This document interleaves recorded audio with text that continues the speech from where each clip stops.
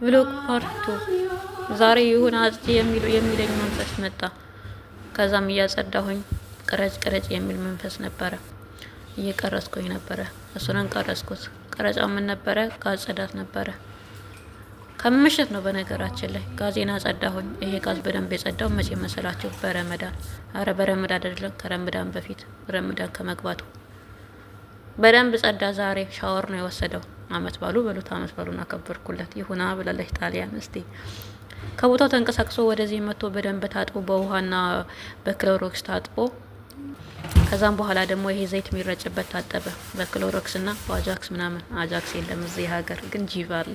በጂቭ ነው ያጠብኩት።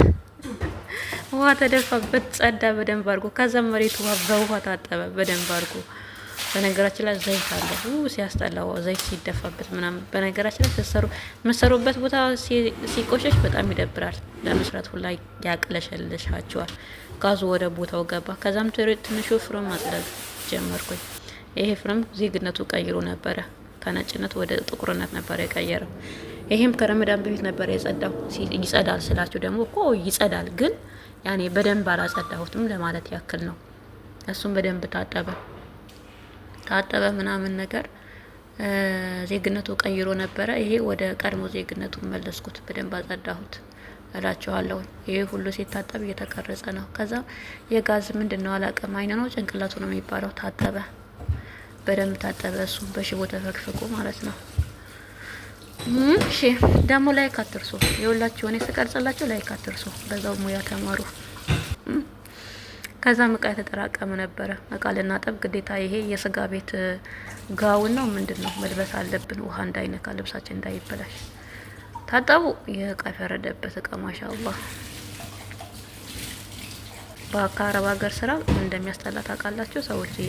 እቃ ማጠብና ልብስ መተኮስ። ለምን? ሁለቱም ተቆሞ ስለሆነ የሚሰሩት በጣም አድካሚ ስራ ናቸው። ሁና ብለናል እኛ። እንግዲህ ታጠበላችሁ። ማንኪያውም ሳህኑም ታጥቦ ወደ ቦታ ቁጭ አለ። ላይክ አትርሱ።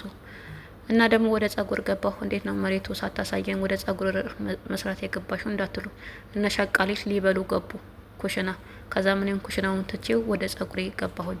እነሱ እስከሚበሉ ብዬ ማለት ነው። ጸጉሬን ሰራሁኝ። ጸጉሩ ስታይሉ ምንድነው ብትሉኝ አላቀም። እኔም የመጣልኝን ሰራሁት። ከኋላው ግን ቁጥርጥር እንደሰራሁት አውቃለሁኝ። ተሰራ፣ አለቀ። ወደ ኩሽና ስመጣ ኩሽናውን መሬቱን አጽድተው ጠበቁኝ። ደስ አለኝ እኔም። ከዛም ኩሽናዬ ደግሞ ጥሩ መዓዛ እንዲኖረው እኔም እጣን አጨስኩኝ። እጣን ነው ቡኻር ይባላል በአረብኛ። እጣን ሳይሆን ቡኻር ነው። ላይክ አትርሱ። ከዛም እንደዚህ ተጫጫሰበት ሁሉም ቦታ ማለት ነው። ከዛም እኔም